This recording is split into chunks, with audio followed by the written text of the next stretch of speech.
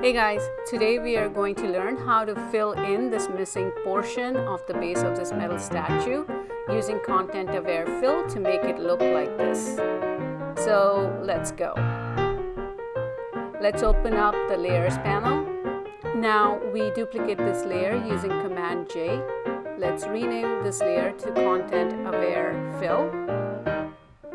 Once we've done that, we are going to zoom in to the portion of our image that we want to work with using Command and plus sign. Let's readjust our image so that we can see the portion of the image that we want to work with using the hand tool.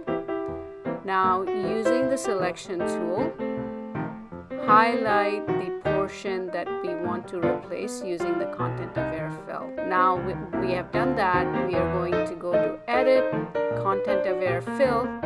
Here you see highlighted in green the area that Photoshop is going to use for sampling in order to fill in the square selection that we have in the center.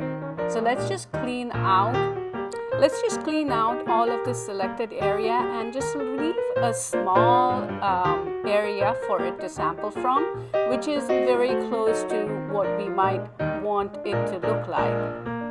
And you'll notice in the preview window, as you're cleaning up the selection, the preview is getting more and more refined. So keep an eye out for that.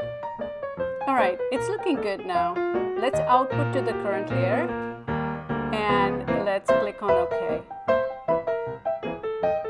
Let's click Command D to deselect the selection, and ta-da! Okay, subscribe to the channel for more content like this, and also please like this video. Until next time, bye!